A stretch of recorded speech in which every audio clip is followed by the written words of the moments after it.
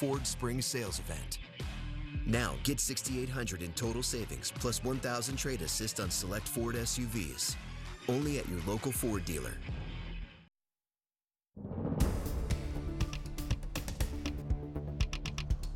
Tonight, Virginia Lieutenant Governor Justin Fairfax says he has proof he did not sexually assault 2 women. Yeah, so why now? Well, those 2 women are going on national television with their story tomorrow. And Fairfax says he voluntarily took a lie detector test to prove his innocence.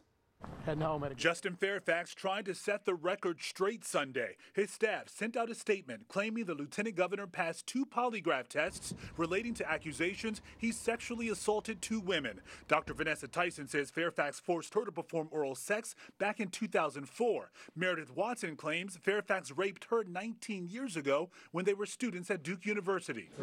However, Fairfax denies those accusations, and his team says when questioned about non-consensual sexual activity with both women, he answered no, and the polygraph showed Fairfax answered truthfully. It's tough, I'm not gonna lie. This comes a day before Dr. Tyson and Watson are set to go on national television with a different story. They sat down with CBS This Morning's Gail King. The Virginia people need to know who it is that they elected.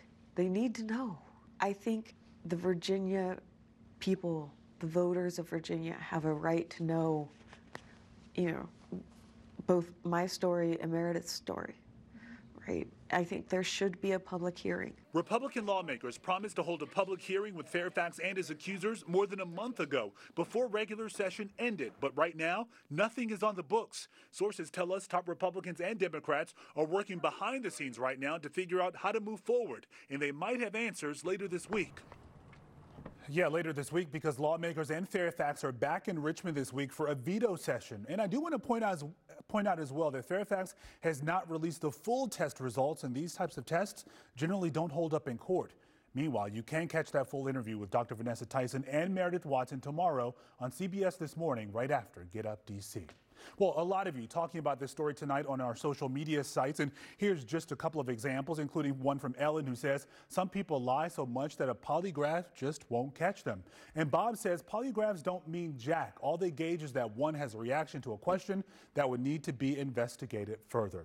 Now, we certainly want to hear from you. We want to know what you're thinking. Keep chiming in on any of our WUSA 9 social media sites.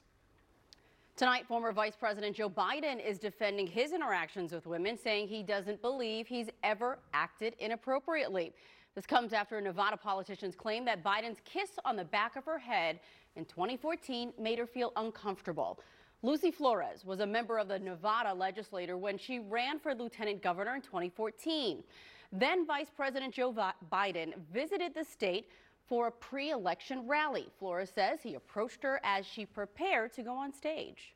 Out of nowhere, I feel Joe Biden put his hands on my shoulders, get up very close to me from behind, lean in, smell my hair, and then plant a slow kiss on the top of my head.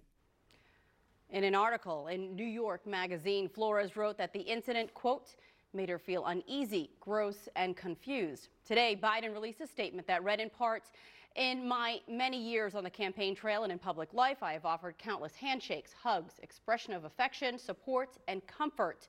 And not once, never, did I believe I acted inappropriately." Biden is considering a run for the White House. He expects to announce a decision on the 2020 race in the coming weeks. Well, the Trump administration working to repeal Obamacare once again. This time, they're taking the fight to federal courts. Now, one group that's especially worried is people living with disabilities. Here's Jess Arnold. In 2018, the Center for Disease Control released a report that says 1 in 4 people in the United States are living with some type of disability. That is a crazy amount. Now, I sat down with one of these 60 million Americans to talk about how Obamacare has literally allowed her to live. Thanks to muscular dystrophy, 35-year-old Laura Halverson spends every day in a wheelchair, hooked up to a ventilator, with her service dog Houston in tow. I was diagnosed about 20 years ago. Back then, I was still walking, breathing on my own, and it just was progressive, just little by little. Now, Laura says, she has even more to worry about, with President Trump renewing his fight to repeal the Affordable Care Act. The Justice